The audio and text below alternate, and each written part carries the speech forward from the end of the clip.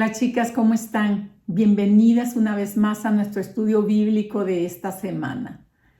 Qué gusto poder verte, poder saludarte y seguir adelante con otro tema de esta serie, ¿qué dice la Biblia?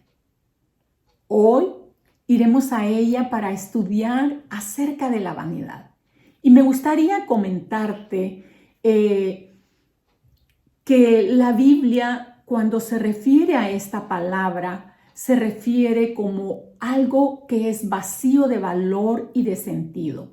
En todo el Antiguo Testamento, cuando se refiere a esta palabra, tiene ese significado, algo que es vacío de valor y de sentido.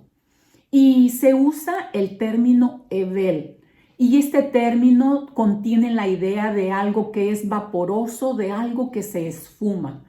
Y para que nos quede un poquito más claro, fíjate que apúntale por ahí, luego tú lo lees, ahí en Deuteronomio 32:21, dice que el pueblo despertó a celos y a enojo a Dios porque pusieron los ojos en ídolos inútiles. Y si nosotros cambiáramos allí la palabra ídolos y pusiéramos Hebel, se escucharía así. El pueblo despertó a celos y a enojo a Dios porque pusieron sus ojos en Hebel. Pusieron sus ojos en algo inútil, en algo vano, en algo carente de sentido, como es un ídolo. Hace sentido, ¿verdad? Bueno, en ese sentido es que el rey Salomón, un hombre sabio, de hecho fue el rey más sabio y más rico en el Antiguo Testamento que nos cita la Biblia, llegó a una conclusión al final de sus días. Dice que todo intento del ser humano por buscar la plenitud, la paz y el gozo fuera de Dios y buscarla en las cosas temporales es vanidad. Él concluye diciendo que todo en esta vida es vanidad y aflicción de espíritu. Y es desde esa perspectiva que quiero que abordemos este tema, que veamos el concepto o la palabra de la vanidad como algo carente de sentido y de valor. Y antes de seguir adelante, pues me gustaría invitarte que pusiéramos este tiempo en manos del Señor y que oráramos, ¿sí? Oremos. Gracias, Dios mío, por permitirnos la oportunidad de abordar una vez más un estudio bíblico. Gracias por habernos dejado tu palabra, Señor, porque en ella encontramos consejo, encontramos dirección y encontramos, Señor, todo lo que necesitamos para transitar por esta vida durante el tiempo que vivamos acá. Padre, yo te pido que a través de lo que hoy tu palabra nos exponga, pues podamos voltear nuestros ojos a ti y podamos darle valor a lo que verdaderamente lo tiene, Señor. Y que nos ayudes de verdad a seguir madurando nuestro carácter mientras sigamos en este mundo, Señor. Porque la verdad es que, pues ese es tu deseo, que todos lleguemos a la madurez y que nos parezcamos cada vez más a ti, porque tú nos hiciste a tu imagen y a tu semejanza, Señor. Y pues tú quieres enseñarnos a través de tu palabra cómo tú ves las cosas para que nosotros también podamos verlas de esa manera. Gracias te damos por la provisión de tu palabra, por la vida, por la salud, por todo lo que tú has proveído a nuestra vida, Señor. Te pido que bendigas a cada mujer y que tú sigas poniendo ese deseo en nuestros corazones por seguir aprendiendo de ti, por seguir madurando y por seguir, Señor, representándote como tú quieres que lo hagamos. Todo esto, mi Dios, yo te lo pido en el nombre de tu Hijo amado Jesús. Amén. Creo que si nos detenemos un poco a observar en la actualidad y a lo largo de la historia, es evidente que nosotros como humanidad también hemos puesto los ojos en algo carente de sentido, en algo que se esfuma y se evapora, como es la apariencia física, ya que el ser humano ha tenido un cuidado obsesivo de su apariencia física. ¿Y qué crees? Curiosamente, los hispanos somos las personas que más tiempo y dinero invertimos en el arreglo físico en general, ya que no tenemos ningún empacho en decir que no estamos conformes con nuestro cuerpo, con nuestro cabello, con nuestro color de piel, y siempre expresamos el deseo de querer mejorar nuestra apariencia.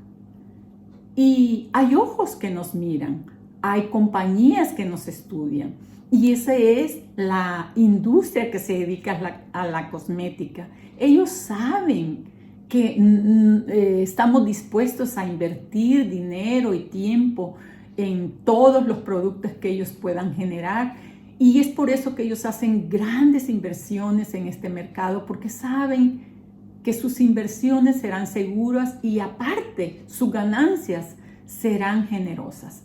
Me gustaría leerte de una fuente confiable que se dedica a la economía en el mercado actualmente, algunas cifras que ellos dicen que genera toda la industria cosmética. Primero, me gustaría comenzar diciéndote que para el 2021 las vistas que tenían los videos relacionados con la belleza o cuidado del cuerpo era de 1 millón al día. Haz la cuenta. Imagínate 1 millón al día por 365 días durante el 2021. Bueno, eso fue el resultado que obtuviste, fue el número de vistas que tuvieron estos videos. Por consecuencia, el mercado se fue para arriba y estas compañías tuvieron ganancias impresionantemente altas. Y debido a ello, ellos tienen expectativas para el 2023. La industria cosmética, incluyendo cremas anti-envejecimiento, cuidado del cabello, del cuerpo y todo lo relacionado a ese sector, ellos estiman generar para el 2023 880 mil millones de dólares. Fíjate, te lo estoy leyendo despacio porque yo no sé ni cómo se cuenta tanto dinero. 880 mil millones de dólares en el mundo es lo que esta industria espera generar de todas sus ventas que hagan. Y ellos hacen pues basándose en pues el consumo que hubo el año anterior. Así que ya te darás cuenta la cantidad de consumo que hay en esta área. Y la moda no se queda atrás, ya que la moda es un fenómeno social, debido a la relevancia que todos y cada uno de nosotros le damos a la vestimenta. De hecho, hay compañías de consultoría alrededor del mundo que viajan a diferentes lugares, a diferentes países, a hacer específicamente estudios y capturar la esencia de una sociedad en particular, y después lo que ellos capturaron, el estudio que ellos hicieron, la transforman en una moda global que represente algo. Y por supuesto va de la mano con todos los medios digitales. Ahora eso es tan sencillo porque pues están todos los medios digitales a la disposición. De hecho, la industria de la moda le da trabajo a 75 millones de personas alrededor del mundo. Y tan solo en Asia, en esa parte, en ese continente, esta industria genera el 40% de puestos de trabajo o empleos industriales a su población. Y esta industria genera alrededor del mundo 2.4 billones de dólares al año. Tú me dirás si realmente la vanidad o la apariencia física es o no importante en la sociedad que vivimos y durante toda la historia del ser humano. Entonces, después de ver todas estas cifras, podríamos decir que todos de alguna manera lidiamos con la apariencia. Y en muchas ocasiones eso no termina nada más en una prenda, en un objeto de vestir, sino que termina afectando en cómo nos vemos y por ende en cómo somos, en nuestra manera de ser. Y la idea que tenemos para este estudio o con este estudio es que tomemos conciencia y que podamos reconciliarnos con nosotros mismos y que esto nos lleve a la sobriedad. Pero para esto tenemos que ver la vanidad a la luz de la palabra de Dios. Pero antes de llegar a lo que dice la Biblia, me gustaría ver dos cosas más. Primero, me gustaría que revisáramos la definición en cualquier diccionario que tú vayas allí en tu casa y veas qué significa, cuál es el significado de la palabra vanidad. Y vas a encontrar que dice orgullo de la persona que tiene un alto concepto de sus propios méritos y un afán obsesivo de ser admirado y considerado por ellos. ¿Sí? Es un deseo excesivo de ser admirado y considerado por esos méritos, por ese alto concepto que tiene de sus méritos y de él mismo. Por consecuencia, vanidad, los sinónimos de vanidad son presunción, envanecimiento, soberbia y arrogancia. En este sentido, la vanidad, fíjate, puede hacer referencia a la actitud, o sea, más bien en este sentido, la vanidad hace referencia a la actitud de una persona, porque decíamos que esto puede llegar a afectar aún tu forma de ser o mi forma de ser, debido a que valoramos tanto los atributos, los conocimientos, las habilidades que poseemos y por consecuencia se desarrolla un concepto de uno mismo tan exagerado y que te llevan a creer que somos mejores que los demás. Y de ahí el término narcisista, creo que ya lo debes de haber escuchado con anterioridad. Y cuando a alguien se le señala con ese término de narcisista, no se le está diciendo otra cosa más que es una persona egocéntrica, que es una persona orgullosa, debido a la admiración excesiva que siente por ella misma, ya sea de su aspecto físico o ya sea de sus dotes y cualidades. Y haciendo referencia a esa actitud de la que estamos hablando, narcisista o de sobrevalorarse, veamos cómo se comporta una persona vanidosa. Mencionaré solamente algunos aspectos. El primero es que creen que siempre están en lo cierto. Las personas vanidosas suelen creer que ellos tienen la razón todo el tiempo. Es por eso que tratan de argumentar, de defender sus puntos de vista a toda costa. Es más, se convencen a sí mismos de que ellos tienen la razón. Otro aspecto es que se enojan con mucha facilidad, puesto que ellos siempre están tratando de fingir una versión idealizada de ellos mismos.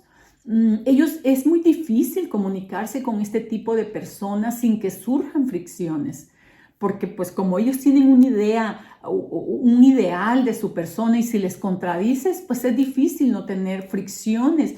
Y fíjate que aun cuando no haya fricciones, ellos buscan esa fricción con tal de tener la atención de los demás. Es raro, ¿no? Pero a eso nos lleva pues el estar ensimismado en uno mismo. Ese es el tipo de conductas y comportamientos que tiene una persona vanidosa. Otro aspecto es que se expresan y se conducen por la vida de una manera teatral, gesticulan mucho, exageran mucho, parecen ser personajes sacados de las artes escénicas realmente, parecen artistas. Y esto lo hacen, esa exageración, todo eso que hacen, lo hacen para llamar la atención, ya que para el vanidoso es importante tener la atención y no solo la atención, sino la validación de los demás. Ellos se creen el centro del universo. Por eso es que se dice que la vanidad está muy relacionada con el narcisismo, porque en cierto sentido todo tiene que girar alrededor de ellos y ellos son lo más importante en la vida. No están interesados en los beneficios de los demás. Como quien dice, es el egoísmo encarnado. Eso es una persona que se cree el centro del universo. También hay otro punto muy importante que es una plataforma idónea para este tipo de personas y para este comportamiento de las personas vanidosas, porque alimenta su ego y son las redes sociales. Hay una competencia por el número de seguidores, siempre están creando estrategias para buscar el mayor número de likes. Prestan demasiada atención a la imagen pública o al perfil que ellos han construido en la red social que ellos usan, si es que usan una. Por lo general usan más de una, dos, tres. Y yo creo que habría que señalar que las redes sociales han fomentado que hayan más personas vanidosas, o por lo menos que haya sido como la plataforma idónea o perfecta para que este tipo de personas se exhiba. ¿Por qué? Por la sencilla razón de que es muy fácil construir una versión idealizada de uno mismo, construyendo un perfil a tu gusto, a tu antojo, poniendo las fotografías, las poses y todo lo que quieras exhibir de ti mismo en un perfil. Y si alguien no está de acuerdo contigo o con esa persona, no es contigo. Si alguien no está de acuerdo con esa persona, con las publicaciones que está haciendo esa persona, es bien fácil. Te bloquean, te eliminan y se acabó el problema y esa persona sigue pues su vida. Realmente las redes sociales han venido a contribuir que personas comunes y corrientes se comporten y quizás hasta se crean una persona pública, una persona, un artista, pero sin serlo. Entonces, creo que estos aspectos que mencioné pueden darnos una idea de cómo se comporta en la vida pública o en la vida una persona vanidosa. De hecho, la vanidad está directamente relacionado con la opinión que los demás tienen. Y esa opinión es la retroalimentación que un vanidoso busca y recibe de los demás. Es algo fundamental para su autoestima. Qué tremendo, ¿no? Cuando empezamos viendo lo que significa la vanidad y el término que es usado para esta palabra.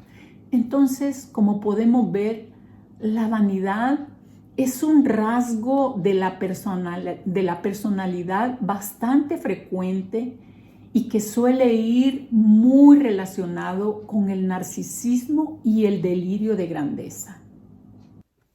Después de ver algunas cifras de dinero que se mueven en la industria de la belleza y la cosmética, de ver la definición acerca de la vanidad y algunos rasgos de comportamiento de una persona vanidosa, me gustaría que pasáramos a ver qué dice la Biblia sobre la vanidad. Y quizás después de toda esta introducción que yo hice, vengan preguntas a tu mente, como si las cristianas podemos cuidar de nuestra apariencia, podemos ir al gimnasio y hacer ejercicios, si pudiéramos usar o si se nos está permitido usar maquillaje, joyería o incluso pasar por una cirugía estética.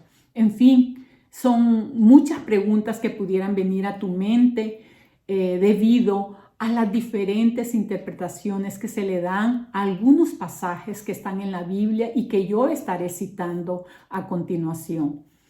Y pues esa es una realidad, existen diferentes interpretaciones y posturas al respecto dentro de los cristianos, pero eso no debería de ser una diferencia importante entre nosotros.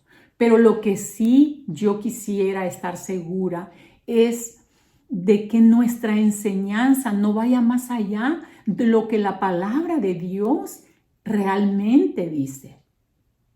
Porque no queremos enseñar ideas humanas como si fueran mandatos de Dios. Porque caer en eso hace que nuestra adoración sea una farsa, así como lo cita el libro de Marcos, el capítulo 7 y versículo 7. Te voy a invitar a que leamos una cita en el Nuevo Testamento que está dentro de un contexto que habla con respecto a la vestimenta y el arreglo que una mujer debería de tener o usar para asistir al servicio de adoración. Y en esta carta pastoral, Pablo le está diciendo a su discípulo Timoteo que debe de poner atención en esas cosas y en este tema que era tan importante y que estaba sucediendo en la iglesia. Te voy a invitar que vayamos a 2 de Timoteo capítulo 2 y leamos el versículo 9 y el versículo 10. Y dice: quiero que las mujeres se vistan de una manera modesta. Deberían llevar ropa decente y apropiada y no llamar la atención con la manera en que se arreglan el cabello, ni con accesorios de oro, ni con perlas, ni ropa costosa. Pues las mujeres que pretenden ser dedicadas a Dios deberían hacerse atractivas por las cosas buenas que hacen. Es importante que podamos nosotras entender lo que tenía en mente quien escribió esta carta pastoral, que es Pablo, porque de lo contrario podríamos hacer muchas especulaciones y sacar nuestras propias interpretaciones. Y aquí el apóstol Pablo había traído previamente en el versículo 8 qué cosas o qué debería de caracterizar a un hombre que dirigía la oración pública. Y en el versículo 9 y versículo 10 señala las cosas que deberían de caracterizar a las mujeres que están en la congregación para tal ocasión que era la oración. Y en esta cita que acabamos de leer, dice que la forma de vestir de las mujeres debería de ser modesta, decente y apropiada. Y eso me hace pensar que la forma en las que ellas se estaban vistiendo era lo contrario a lo que ahí dice. Podría ser ostentosa e inapropiada. Y esto reflejaba pues la condición de un corazón egocéntrico que quería llamar la atención la atención de los demás hacia ellas mismas. Las razones podrían ser diversas, porque eran nuevas creyentes, o como se dice capítulos más adelante, que eran viudas jóvenes y que quizás lo que ellas deseaban era volver a casarse. Y digo quizá porque Pablo le dice a Timoteo que estas mujeres deberían de casarse y tener sus propias familias y dedicarse a cuidarlas. También las razones pudieran haber sido diversas. También se refiere a la forma en que se arreglaban el cabello con accesorios y joyas costosas, porque las mujeres ricas del primer siglo acostumbraban a arreglar su cabello y poner accesorios valiosos como joyas y oros y perlas en su arreglo. Ellas se hacían unas trenzas y unos peinados muy grandes y los adornaban con diferentes accesorios, y eso obviamente llamaba la atención hacia ellas mismas y sobre todo distraían a los demás de enfocarse en Dios. Allí en el versículo 10 explica claramente cómo podría verse atractiva una mujer que pretendía estar dedicada a Dios. Y la indicación es que sea por medio de sus buenas obras. Y la razón era porque ese vestido no puede distraer a nadie de la comunión con Dios, ¿no?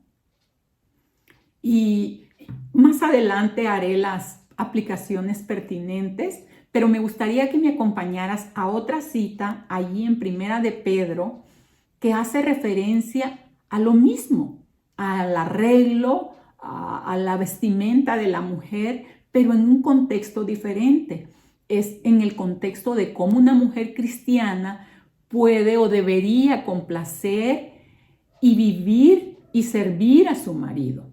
Y entonces vayamos a Primera de Pedro, en el capítulo 3, el versículo 3 al 5, y leamos. No se interesen tanto por la belleza externa, los peinados extravagantes, las joyas costosas o la ropa elegante. En cambio, vístanse con la belleza interior, la que no se desvanece, la belleza de un espíritu tierno y sereno, que es tan precioso a los ojos de Dios. Así es como lucían las santas mujeres de la antigüedad. Ellas ponían su confianza en Dios y aceptaban la autoridad de sus maridos. Como te decía, es importante ver, pues, qué es lo que estos pasajes querían decir, para que entonces podamos extraer principios que sean de utilidad para nosotras, principios que son aplicables en nuestras vidas. Así que voy a sacar 3 principios que considero que son importantes que observemos, de estas 2 escrituras que leí. Y el primero está en que hay una manera adecuada para que la mujer cristiana pueda vestirse, ya sea para asistir a la iglesia, ya sea para ir a trabajar o en su vida diaria. Y con respecto a eso es importante que nosotros estemos conscientes que nosotros nos comunicamos por imágenes visuales, por señales visuales, por lo tanto la apariencia y la imagen que elegimos para nuestro diario vivir, sea cual sea la actividad que vayamos a hacer, en nuestro arreglo personal sí cuenta, porque es por medio de esa imagen que nos comunicamos con los demás y que realmente puede expresar más de lo que nos imaginamos. Por ejemplo, nuestro arreglo puede expresar rebeldía, puede expresar sensualidad, puede expresar descuido o puede expresar pulcritud, que tú eres una persona muy ordenada, etcétera, etcétera, etcétera. Pero lo más importante es que pongamos atención qué es lo que nos motiva a arreglarnos de la manera en que lo estamos haciendo. Porque realmente a Dios eso es lo que le interesa. Él está interesado de lo que está sucediendo en nuestro corazón, porque es ahí donde residen las motivaciones del ser humano. Te pido que vayamos a Primera de Samuel, en el capítulo 16, y veamos la parte B del versículo 7. Y dice: el Señor no ve las cosas de la manera en que tú las ves. La gente juzga por las apariencias, pero el Señor mira el corazón. Dios está interesado en lo que está motivando nuestra conducta externa. Los demás nos van a juzgar por lo que ven, pero Dios va más adentro. Y este es un pasaje muy usado, pues, para hacer referencia a las apariencias. Y aquí Pablo, en las dos citas anteriores que leímos, Pablo no nos da una lista, no nos da detalles de cómo debería de ser la ropa, pero sacamos la conclusión que la ropa de una mujer debería de ser modesta, debería de ser decente y presentable. ¿Y qué significa eso? Eso debería significar para toda mujer creyente que tiene que ser moderada en la vestimenta. Porque por una parte, la mujer debe de cuidar, estas cosas son importantes de observar, porque la mujer debe de cuidar de no llamar la atención sobre sí misma mediante las modas caras, mediante cosas ostentosas que nos podemos poner, porque eso podría tender a provocar la admiración de algunos o incluso los celos de otros. Y las personas se supone que vamos a la iglesia para adorar a Dios. No deberíamos de estarnos fijando ni llamando la atención de otros en la manera como es nuestro arreglo. También debemos de poner atención en las modas, porque cada vez las modas nos seducen o nos llevan a la sensualidad, revelando tal cual la anatomía del cuerpo. Y no debemos olvidar que una de las funciones de la ropa es ocultar la desnudez de la persona. ¿O ya se nos olvidó cuál fue el origen de la ropa allá en el jardín del Edén? Creo que no necesitamos mucho sentido común para saber que ir vestida de una manera sensual o de una manera pues ostentosa o que llame la atención a un servicio de adoración o a cualquier lugar que nosotros frecuentamos es inapropiado, porque estamos exhibiéndonos o podríamos estar exhibiendo nuestro cuerpo, y eso nos puede conllevar a otras cosas. También es importante que notemos o que yo haga notar que una cosa es llamar la atención por ser ostentosa, pero también se puede llamar la atención por ser descuidada, por ser desaliñada, por no importarme mi apariencia. Eso también distrae a los demás. Eso también quita la atención de las personas y voltean a ver. Por lo consiguiente, pues tan importante es una cosa como la otra. Entonces, tocante a la vestimenta, las Escrituras parece estar enseñándonos que la mujer creyente debe de vestirse con moderación y sin excesos. Eso es como el principio que podemos extraer respecto a la vestimenta. Y también nos habla de cuál es el adorno apropiado. Dentro de este primera aplicación podemos ver cuál es el arreglo apropiado de una mujer, que una mujer debería de tener. Allí en el versículo 10 habla que estas deberían de ser las buenas obras. Y quiero llevarte y que leamos juntas Hechos 9:36. Y habla de una mujer que hacía buenas obras. Dice, había una creyente en Jope que se llamaba Tabita, que en griego es Dorcas. Ella siempre hacía buenas acciones a los demás y ayudaba a los pobres.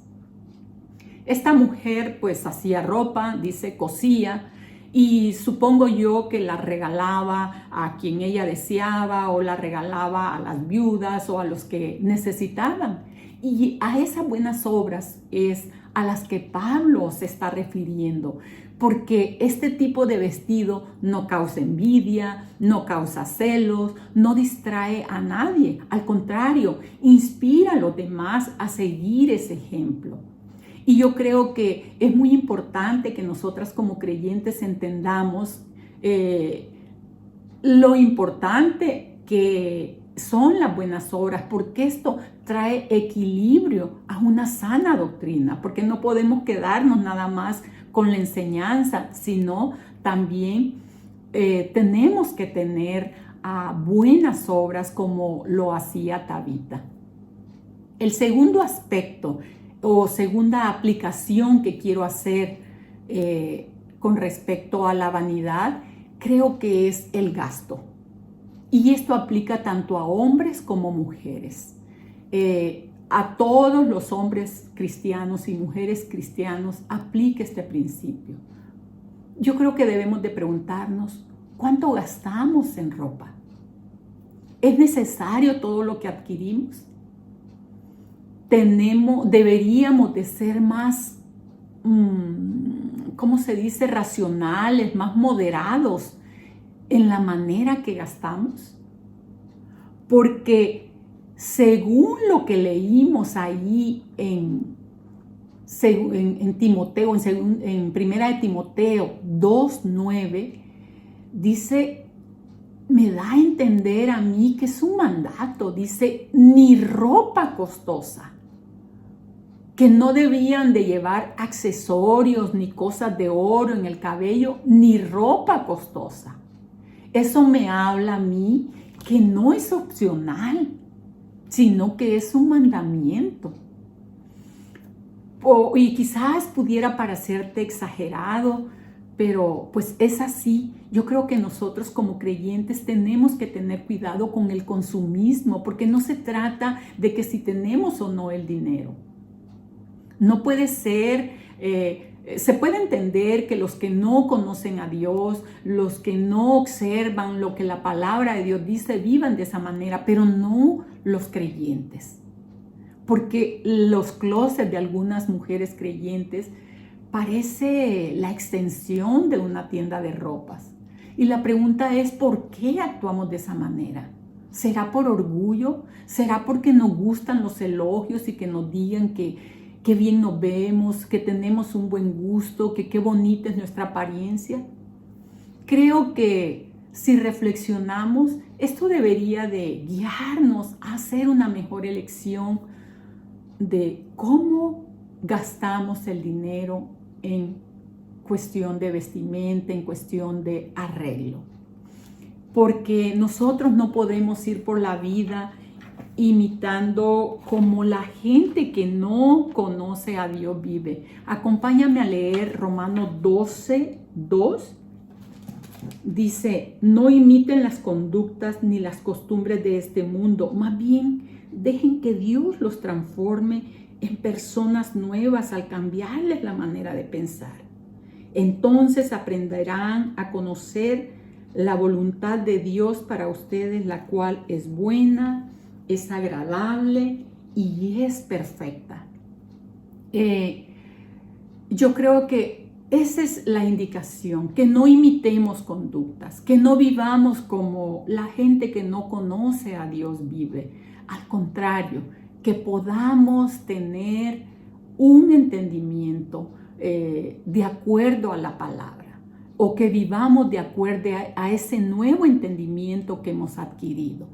Y por último, quiero mencionar la tercera aplicación o principio que podemos rescatar de estas escrituras. Pedro enfatiza el contraste entre la belleza exterior pasajera y la belleza interior duradera. Una mujer verdaderamente es la que tiene un espíritu bondadoso, leímos ahí en la carta de Pedro, un espíritu tranquilo, cualidades del carácter que Dios ve con agrado, porque estas cualidades no son temporales. Pero para desarrollar ese carácter que Dios espera de nosotras, debemos invertir tiempo en estudiar la palabra, en orar. Acompáñame por favor a Primera de Timoteo, capítulo 4, versículo 8, y veamos lo que dice allí. El entrenamiento físico es bueno, pero entrenarse en la sumisión a Dios es mucho mejor, porque promete beneficios en esta vida y en la vida que viene. Esta escritura es muy clara y nos dice que no es malo ejercitarse, pero por otro lado nos lleva a reflexionar que invertir tiempo en exceso para tener un cuerpo bonito, un cuerpo tonificado, denota una falta de entendimiento, denota orgullo y vanidad en nuestra vida, porque el cuerpo un día se va a acabar y no podemos vivir para él. Entonces es importante que atendamos eso, pero tampoco esto quiere decir que seamos irresponsables y que descuidemos nuestro cuerpo y que después andemos con achaques o con sobrepeso, cosas que quizás fácilmente podríamos evitar con un poco de ejercicio físico. ¿Entienden la diferencia? Y aquí me gustaría que podamos tocar rápido, porque el tiempo ya me comió, el asunto de los tratamientos de belleza, incluso las cirugías plásticas o estéticas, como le llaman ahora. Porque, la Biblia no habla exactamente de las cirugías estéticas. Sin embargo, yo creo que cada mujer o cada hombre creyente debemos de considerar y poner atención que aún el cirujano plástico más hábil y los mejores tratamientos de belleza no podrán detener el paso del tiempo en nuestra vida. Hay algo que segurito va a llegar, nos sometamos a las mejores cirugías o a los mejores cuidados, y esto es la vejez, el envejecimiento, y tenemos que hacer paz con eso. Yo creo que hay muchas razones por las que una persona puede someterse a una cirugía estética, pero tenemos que considerar eso. No podemos caer en ese tipo de banalidades o de depender o vivir para nuestro cuerpo. Proverbios 31:30 dice: el encanto es engañoso y la belleza no perdura, pero la mujer que teme al Señor será sumamente alabada.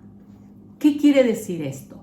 Que una mujer creyente no debe de estar enfocada en su apariencia externa, o por lo menos no debe de estar enfocada solo en eso, como para descuidar tu vida espiritual. Si una mujer está invirtiendo una cantidad excesiva de tiempo y dinero en su apariencia, en su arreglo, la verdad es que creo que está en graves problemas de tener un entendimiento espiritual, y por lo tanto, como no tiene entendimiento espiritual, no tiene claras sus prioridades. Y ya para terminar, quiero decirte que no es pecaminoso arreglarnos el cabello, cuidarnos, hacer un poco de ejercicios para estar saludables. Lo pecaminoso es depender de todo ello para estar bellas, para seguir jóvenes. Eso sería equivalente a perseguir lo vano. Y ya vimos que todo eso es pasajero, se esfuma. Creo que vale más la pena desarrollar un carácter piadoso, porque eso sí es duradero. En resumen, lo que usas no es ni la mitad de importante de por qué lo usas. Ya vimos que Dios ve el corazón. Yo quiero decirte que si tu deseo es vivir para Dios, obedecer a Dios y darle gloria a Dios, Él te va a guiar en las cuestiones del arreglo. En las cuestiones, Él te va a guiar mediante su Espíritu Santo.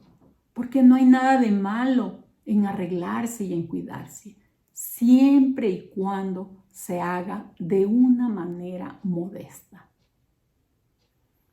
Espero que este estudio pues te deje mucho pensando en cómo vivimos, como lo ha hecho en mi vida. Que Dios te bendiga y nos vemos la próxima semana.